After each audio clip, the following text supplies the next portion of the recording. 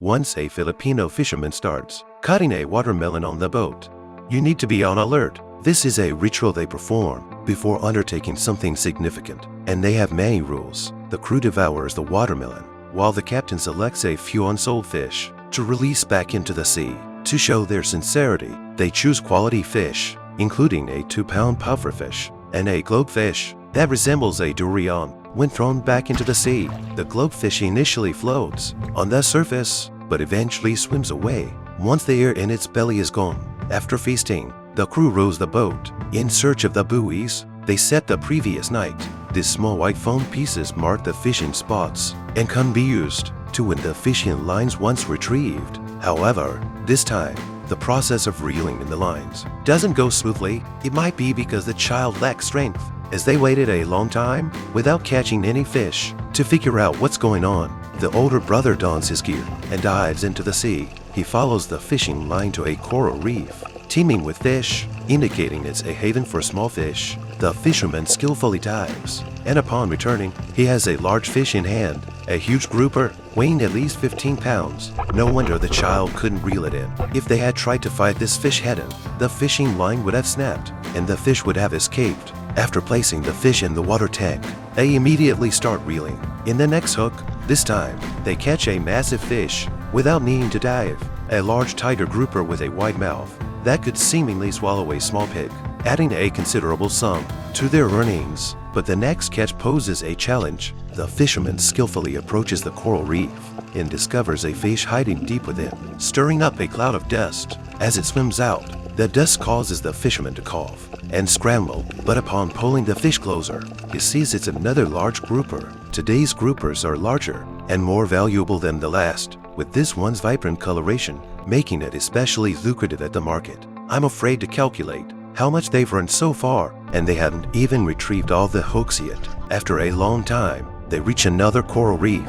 That makes me dizzy just looking at it. The fishing line extends deep into a massive cluster of rocks. The fisherman says nothing, diving straight into a cave and emerging with a large fish. Oh my god, it's a purple spotted bigaya, a stunningly red fish. Unfortunately, this fish is dead, or else its value would have doubled. With most of the hooks retrieved, the fishermen quickly take their catch to the seafood market for weighing, exchanging it for a stack of cash. Although the exact amount is unclear, each person receives 1,000 peso bill, indicating a significant profit from this trip. When it comes to making a fortune in silence, Filipino fishermen are certainly top-notch. Don't be fooled by their lack of shoes. One trip to sea earns them more than I do after a month of work. For instance, valuable groupers, they can catch over 20 of them per trip, amassing a fortune. Of course, such bounty is a result of their hard work. Preparations for each trip begin the night before. The numerous bait pieces are meticulously placed on the hooks by the fishermen themselves. This task takes a long time, and once completed, the lines are immediately cast into the sea. Although this preparation doesn't require special skills, it is physically demanding. By the time all the hooks are set, it's already early morning. The fishermen row the boat, observing the surface for any movement indicating a bite. As soon as a hook moves, they quickly reel in the line to catch the fish. This time, they immediately haul in a plump tiger grouper, a fish that, despite its unattractive appearance, is highly valuable. With such a promising first catch, the fishermen are hopeful for the upcoming haul. The next line retrieval goes smoothly, yielding a surprise 2-pound grouper. His luck is truly exceptional. These two fish alone are top-notch, easily earning 1,000 pesos and covering the costs of the trip. From now on, every fish they catch is pure profit, and they still have many hooks left to retrieve. As the water ripples, another fish is hauled in.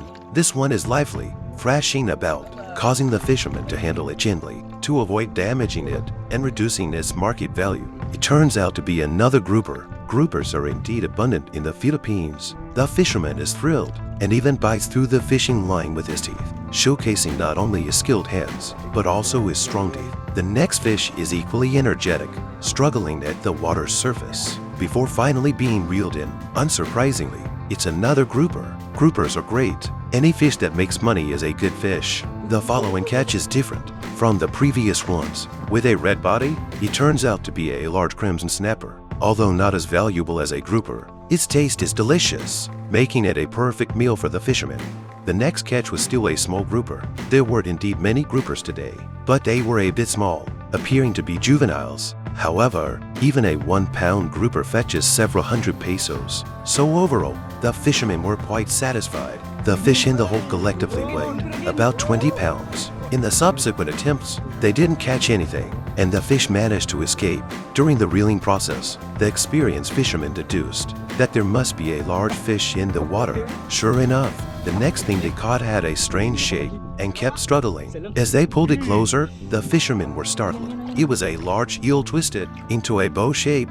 In its current state, it resembled a snake and was quite frightening. Moreover, this type of fish isn't valuable locally, so the fishermen decided to release it. Perhaps the release brought them good luck, as they soon began catching groupers again. The sizes of the fish varied, with the occasional large one appearing. The fishermen were thrilled and motivated, reeling in all the remaining hooks before finally resting. However, as they started heading back, they made a decision that I deeply admired. They decided to release the smaller catches to invigorate large enterprises while relaxing control over small ones. A traditional belief among Filipino fishermen is this protective mindset that has kept their marine resources so abundant, ensuring their prosperity. Today, I learned about catching all in one draft. Hundreds of bleakers were stuck in the fishing net, which was over 1,000 meters long. This satisfying haul was the result of the fishermen's hard work. After discovering a dense population of bleakers underwater, they prepared to conduct a carpet search in this area.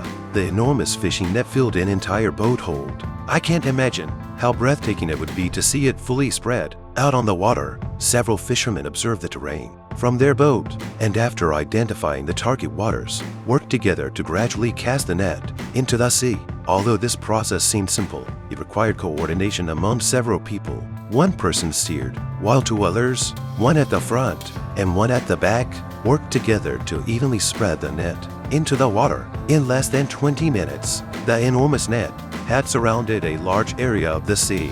I'm very impressed by these well-trained fishermen. After setting the net, they waited quietly for half an hour before starting to reel it in. I was eagerly anticipating how many fish they would catch. As the fishermen gently pulled the net, I saw down scenes of small white fish surfacing from afar, diving underwater to get a closer look. The scene was truly overwhelming. Everywhere you looked, bleakers were stuck to the net. A rough estimate suggested there were hundreds, and this was just the tip of the iceberg, given the net's length of several thousand meters. The fishermen swam excitedly along the net, feeling as though they were surrounded by an impenetrable wall of fish. In all their years of fishing, they had never witnessed such an astonishing sight. The fishermen quickly returned to the boat to report the good news, and together with the others, they began retrieving the net. While lowering the net was easy, hauling it back up was challenging due to the combined weight of the fish and seawater, which was several times that of the net itself. Additionally, there were issues with the net getting damaged and tangled.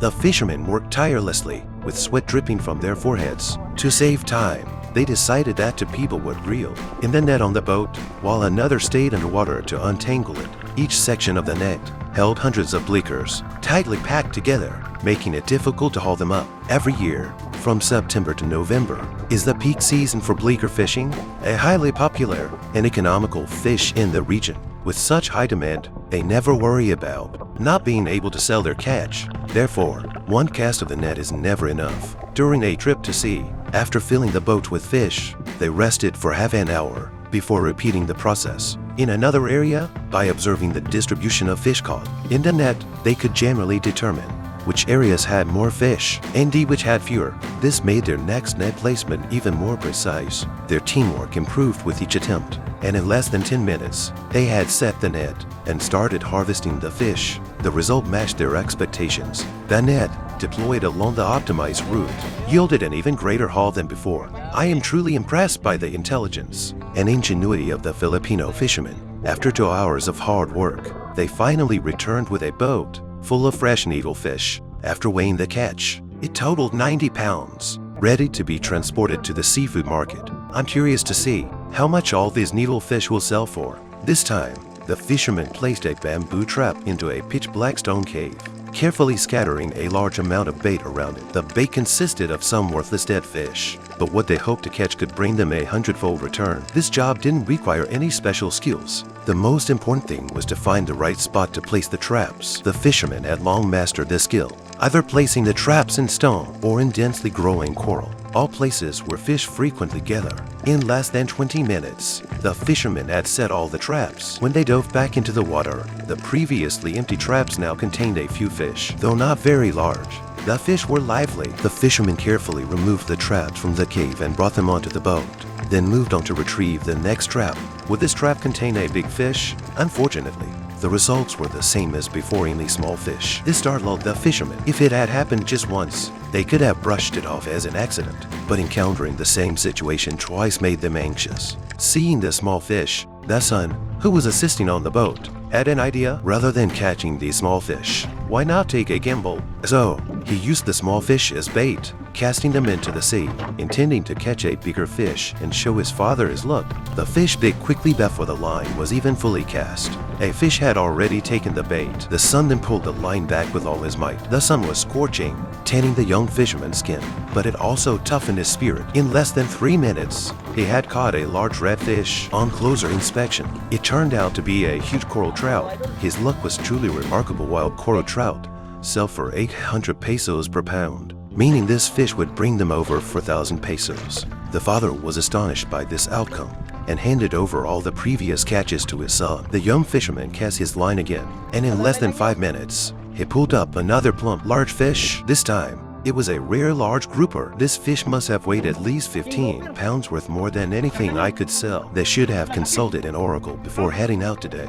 If they had known this would happen, they could have started fishing from the boat right away. The next reeling process went smoothly, and a few minutes later, the young fisherman pulled up another bright red coral trout. The following catch struggled fiercely, exhausting the young fisherman. I couldn't imagine how big this fish must be. When the fish was finally pulled up, I was shocked. It was an enormous grouper, almost mutant-like in size. The fisherman tossed it into the hold. Clearly, the small fish in the traps were not meant to be the main catch. They were only good as bait. Each one brought the young fisherman a big surprise. Like the next fish, that also required a lot of effort to reel in. It turned out to be another grouper, weighing over 1,000 pounds. These few large fish nearly filled the hold. I wonder how much these fish will sell for at the seafood market. Enjoying this? Give it a thumbs up and follow me for more adventures. Follow me to discover a new world every day.